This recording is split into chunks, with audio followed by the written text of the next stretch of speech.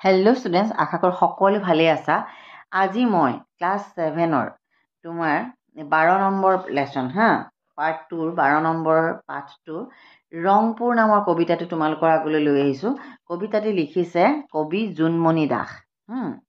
ৰংপুৰ এটা অতি সুন্দৰ কবিতা। ৰংপুৰ একচুৱেলি শিৱসাগৰখনক ৰংপুৰ বুলি কোৱা হয়। এতিয়া চোৱা, কলংচু পাৰত ৰংপুৰ নগৰ, ৰঙতে জেউতি চৰে, শিৱদৌলৰ সোণৰ কলচী ৰ'দত চিকমিক কৰে। জয়সাগৰত জয়াৰ তীৰ্থ, জয়দৌল জিলিকি আছে, সাগৰ সদৃশ বৰপুখুৰীত ভেদ পদুম নাচে। ৰূপহী পথাৰত ৰংঘৰ আছে, ৰঙৰ নপৰে উৰ। দেখা পাইছানে? ৰূপহী পথাৰত ৰংঘৰ আছে, ৰঙৰ নপৰে উৰ, ৰঙালী বিহুত বিহুৱা ডেকাই বাঁহীত তোলেহি সুৰ। এতিয়া চোৱা, ৰংপুৰ শিৱসাগৰখনক ৰংপুৰ বুলি কোৱা হয়। শিৱসাগৰ আহোম ৰজাৰ ৰাজধানী আছিলে। কলংচু পাৰত ৰংপুৰ নগৰ, মানে নদীখনৰ নাম হৈছে কলংচু। ৰংপুৰ নগৰখন কোন নদীৰ পাৰত? কলংচু নদীৰ পাৰত। ৰঙতে জেউতি চৰে, ইয়াত খুব ৰং ধেমালি হৈছিলে আগতে। শিৱদৌলৰ সোণৰ কলচী ৰ'দত চিকমিক কৰে, সোণৰ কলচীটো ৰ'দত একেবাৰে চিকমিকাই থাকে। জয়সাগৰত জয়াৰ তীৰ্থ, জয়দৌল জিলিকি আছে। তোমালোকে জয়মতীৰ বিষয়ে কিমানে জানা? কমেণ্ট কৰিবাচোন। জয়সাগৰ নামৰ এডোখৰ জাগা আছে, তাতে ঠাই আছে। তাতে কি হৈছিলে? জয়মতী, গদাধৰ সিংহৰ পত্নী জয়মতীক শাস্তি দিছিলে।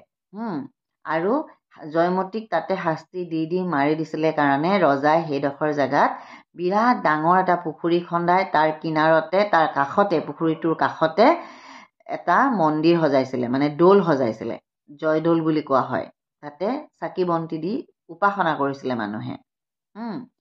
জয়সাগৰ, যিটো পুখুৰী খন্দাইছিলে, জয়মতীৰ য'ত শাস্তি দিছিলে, তাতে এটা ডাঙৰ পুখুৰী খন্দাইছিলে। সেই পুখুৰীটোক কয় জয়সাগৰ, মানে সাগৰ সদৃশ পুখুৰী আছিলে।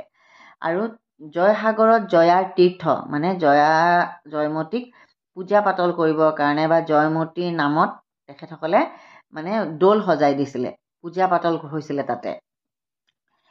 জয়সাগৰত জয়াৰ তীৰ্থ, জয়দৌল জিলিকি আছে। জয়মতীক সোঁৱৰণি তাৰমানে তাতে পুখুৰী খন্দাইছিলে আৰু তাৰ তলতে পূজা পাতল কৰিবৰ কাৰণে জয়দৌল বনাইছিলে। সাগৰ সদৃশ বৰ পুখুৰীত ভেদ পদুম নাচে। আৰু শিৱসাগৰ যিটো পুখুৰী আছে, সেই পুখুৰীটো বিৰাট সাগৰ সদৃশ।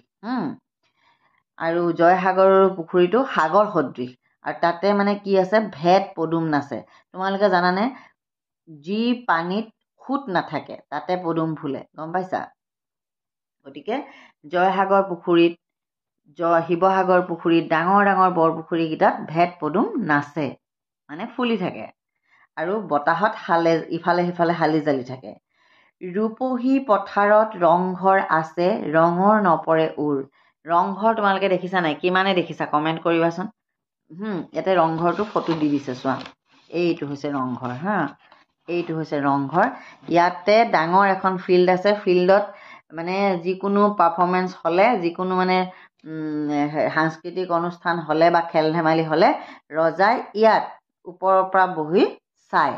এই ৰংঘৰটোত জানানে এখনো ফেন নাই, কিন্তু ৰংঘৰটোৰ ভিতৰত কিমান ধুনীয়া AC চলাই থকা নিচিনা বতাহ মাৰি থাকে। মই ৰংঘৰত মৰা ফটো যদি ক'ৰবাত আছে দিম ৰ'বা। অ'কে, এতিয়া চোৱা, ৰূপহী পথাৰত ৰংঘৰ আছে, ৰঙৰ নপৰে উৰ, ৰঙালী বিহুত বিহুৱা ডেকাই বাঁহীত তোলেহি সুৰ। দেখা পাইছা? এই ৰংঘৰৰ বাকৰিত, মানে ৰংঘৰৰ পথাৰখনত মানে বিহুৱা ডেকাবিলাকে বিহু গায় আৰু বাঁহীত সুৰ তোলে বুলি কৈছে। এতিয়া চোৱা, নামদাং নৈত শিলৰ সাঁকো, স্বৰ্গদেৱে সজা। নামদাং নৈত শিলৰ সাঁকো, স্বৰ্গদেৱে সজা। তলাতল ঘৰত সোমাই চালেহে পাবা আচল মজা। দিখৌৰ কাষৰী সৰাগুৰি চাপৰি, আজান ফকীৰৰ ঠাই। মাদুৰী বনৰ কঠত বহি লৈ ভকতে জিকিৰ গায়। তোমালোকে আজান ফকীৰ পাই আহিছিলা ন? তোমালোকে আজান ফকীৰ তোমালোকৰ 2 নম্বৰ লেচনটোতে আছে নহয়। গতিকে কিমান কথাখিনি তোমালোকে আগতীয়াকৈ গমেই পাইছা। নামদাং নৈত তেতিয়াৰ দিনতে এতিয়াতো তেনেকুৱা কোনো ব্ৰিজ এতিয়া ব্ৰিজ বনোৱা নিচিনা নহয়। তেতিয়া ৰজাবিলাকে একদম পৌৰাণিক দিনতে কেনেকুৱা বিশেষ পদ্ধতিৰে শিলৰ সাঁকো সজাইছিলে। নামদাং নৈত শিলৰ সাঁকো স্বৰ্গদেৱে সজা, তলাতল ঘৰত সোমাই চালেহে পাবা আচল মজা। কোনে কোনে তলাতল ঘৰ গৈছা আৰু কোনে কোনে নাই যোৱা কমেণ্ট কৰিবা। তলাতল ঘৰটো মানে বেলেগ ধৰণৰ, মানে ইফালে গ'লে সিফালে, সিফালে গ'লে সিফালে, সিফালে গ'লে সিফালে দৰ্জা আছে, মাটিৰ তলতো আছে ওপৰতো আছে, মানে কেইবামহলীয়াও হয়। দিখৌৰ কাষৰী সৰাগুৰি চাপৰি, আজান ফকীৰৰ ঠাই, মাদুৰী বনৰ কঠত বহি লৈ ভকতে জিকিৰ গায়। কি বনৰ কঠত বহে? মাদুৰী বন। ভকত এটাত জিকিৰ গায় বুলি কৈছে। দেখা পাইছা?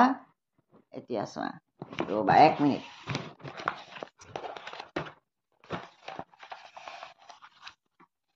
বকতাত আছে বাখৰ বেঙেনা, জোনাক জিলিকি থাকে। বকতা নামৰ এডোখৰ ঠাই আছে, তাত বেঙেনা লাগিলে সেই বেঙেনাবিলাকক বাখৰ বেঙেনা বুলি কোৱা হয়। জোনাক জিলিকি থাকে, মানে বেঙেনাৰ ছালখনত ৰাতি যেতিয়া জোনৰ পোহৰ পৰে চিকমিকাই থাকে। দৰিকা দিচাঙক জাকি মাৰে ৰৌ বৰালি জাকে। দৰিকা আৰু দিচাং বৰ ধুনীয়া দুখন নদী, তাত বহুত ৰৌ বৰালি মাছ আমি দেখা পাওঁ।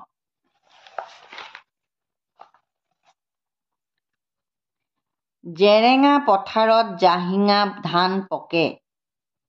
জেৰেঙা পথাৰত জাহিঙা ধান পকে, আৰু পকে শালি লাহি। পকা ধান খাবলৈ শালিকি চৰাই, পৰহি ঢাকি আলি। আলি ঢাকি পৰিলে, এটা গান আছিলে দেই চৰাই, মই গানটো চাবাচোন তোমালোকে। আলি ঢাকি পৰিলে শালিকি চৰাই বুলি এটা গানো আছিলে। জেৰেঙা পথাৰ, জয়মতীক য'ত শাস্তি দিয়া হৈছিলে সেই পথাৰখনক জেৰেঙা পথাৰ বুলি কোৱা হয়। তাত কেনেকুৱা ধান পকে? জাহিঙা, আৰু পকে লাহি শালি, শালি ধান, লাহি ধান। পকা ধান খাবলৈ শালিকা চৰাই আহে, পৰেহি ঢাকি আলি, আলিবিলাক ঢাকি ঢাকি পৰি থাকে। কলংচু হ'ল দিখৌৰ নদীৰ অতি পুৰণি নাম, ইমানতে ইতি এই পদ্যৰ ডাকি বোলা ৰাম ৰাম। দিখৌ নদীৰ পুৰণি নাম হৈছে কলংচু। হ'ল, ইমানতে এই পদ্যৰ সামৰণি মাৰো বুলি কৈছে, ভগৱানৰ নাম লৈ, মানে ৰাম ৰাম কৰি। হ'ল, কবিতাটো বৰ ধুনীয়া, অতি ধুনীয়া কবিতা, অতি সুন্দৰভাৱে কবিয়ে লিখিছে। তোমালোকক মই এই পাঠ্যপুথিটো পঢ়াই দিছোঁ দেই। কবিয়ে কবিতাটোৰ মাজেৰে শিৱসাগৰৰ ৰংপুৰ নগৰৰ ঐতিহ্যৰ এক মনোৰম বৰ্ণনা দিছে। ৰংপুৰ নগৰৰ জয়সাগৰৰ পুখুৰী হ'ব লাগিছিলে, জয়দৌল, ৰংঘৰে অতীজৰে পৰা বৰ্তমানলৈ অসমৰ গৌৰৱৰ কাৰণ হৈ জিলিকি আছে। ৰংঘৰৰ বাকৰিত আহোম স্বৰ্গদেৱে বিহু উদযাপন কৰি বিহুক অসমীয়াৰ জাতীয় উৎসৱ ৰূপ দিলে। নামদাঙৰ শিলৰ সাঁকো, তলাতল ঘৰো আহোম স্বৰ্গদেৱে সজাইছিল। সৰাগুৰি চাপৰিত আজান ফকীৰে জিকি ৰচিছিল। বকতাৰ বাখৰ বেঙেনা আজিও জোনাকত জিলিকি থাকে। জেৰেঙা পথাৰত জাহিঙা, শালি আৰু আদি ধানবোৰ সোণালী হৈ পকে। দিখৌ নদীৰ পুৰণি নাম কলংচু। এই কথা কৈ কবিয়ে কবিতাটো সামৰিছে। কবিগৰাকীৰ বিষয়ে মই তোমালোকক এবাৰ পঢ়ি দিছোঁ, তোমালোকে এবাৰ চাবা। কবি পৰিচয়: বৰ্তমান অসমীয়া সাহিত্যৰ এক পৰিচিত ব্যক্তি জোনমণি দাসৰ জন্ম শিৱসাগৰৰ 1985 চনত। তেওঁৰ লিখনি অসমৰ বিভিন্ন কাকত আলোচনীত নিয়মীয়াকৈ প্ৰকাশ পাই আহিছে। বিশেষকৈ তেওঁ কেইবাখনো শিশু উপযোগী গ্ৰন্থ ৰচনা কৰিছে, যেনে ধেমেলীয়া পদ্য, অকণিৰ ৰামায়ণ, মইনাহঁতৰ উমলা পদ্য, অৰ্থ ভাঙনিসহ ডাকৰ বচন, অকণিহঁতৰ কুঁহিপাতৰ পদ্য ইত্যাদি। এতিয়া তোমালোকে কবিতাটো ভালকৈ একবাৰ চোৱা। মই একবাৰ কৈ দিছোঁ, তোমালোকে পঢ়িবলৈ চেষ্টা কৰা। কলংচু পাৰত ৰংপুৰ নগৰ ৰঙতে জেউতি চৰে, শিৱদৌলৰ সোণৰ কলচী ৰ'দত চিকমিক কৰে। জয়সাগৰত জয়াৰ তীৰ্থ জয়দৌল জিলিকি আছে, সাগৰ সদৃশ বৰপুখুৰীত ভেট পদুম নাচে। ৰূপহী পথাৰত ৰংঘৰ আছে, ৰঙৰ নপৰে উৰ, ৰঙালী বিহুত বিহুৱা ডেকাই বাঁহীত তোলেহি সুৰ। নামদাং নৈত শিলৰ সাঁকো স্বৰ্গদেৱে সজা, তলাতল ঘৰত সোমাই চালেহে পাবা আচল মজা। দিখৌৰ কাষৰী সৰাগুৰি চাপৰি, আজান ফকীৰৰ ঠাই, মাধুৰী বনৰ কঠত বহি লৈ ভকতে জিকিৰ গায়। বকতাত আছে বাখৰ বেঙেনা, জোনাক জিলিকি থাকে। দৰিকা দিচাঙত জাকি মাৰে, ৰৌ বৰালিৰ জাকে। জেৰেঙা পথাৰত জাহিঙা ধান পকে, আৰু পকে শালি লাহি। পকা ধান খাবলৈ শালিকী চৰাই, পৰে সি ঢাকি আলি। কলংচু হ'ল দিখৌ নদীৰ অতি পুৰণি নাম। ইমানতে এটি এই পদ্যৰ ডাকি বোলা ৰামৰাম। কবিতাটি অতি সুন্দৰ। তোমালোকৰ বুকখন হৈছে এইখন আমাৰ শুৱলা পাঠ। তাৰ হৈছে এইটো ৰংপুৰ কবিতাটি হৈছে ৰংপুৰ। মই তোমালোকক কবিতাটো দিছোঁ, কুৱেশ্যন আনচাৰটো মই পিছৰ ভিডিঅ'ত দি আছোঁ। কবিতাটো তোমালোকে পঢ়িবলৈ চেষ্টা কৰিবা ভিডিঅ'টো লগাই। যদি ভাল লাগিলে তেতিয়াহ'লে চেনেলটো ছাবস্ক্ৰাইব কৰিবা, লাইক এটা কৰিবা ভিডিঅ'টো। আৰু স্ক্ৰল কৰি থাকোঁতে যদি কাৰোবাৰ হাতত ভিডিঅ'টো পৰিছে, আপোনালোকৰ ঘৰত যদি সৰু ল'ৰা ছোৱালী নাইও, ভিডিঅ'টো লাইক এটা কৰিব। আৰু সৰু ল'ৰা ছোৱালী থকা ক্লাছ 7-8 ল'ৰা ছোৱালী থকা মানুহৰ লগত আপোনালোকে ভিডিঅ'টো শ্বেয়াৰ কৰিব। পুনৰবাৰ কৈছোঁ, চেনেলটো ছাবস্ক্ৰাইব কৰিবলৈ নাপাহৰিব। আজিলৈ লগ পাম আন এটা ভিডিঅ'ত।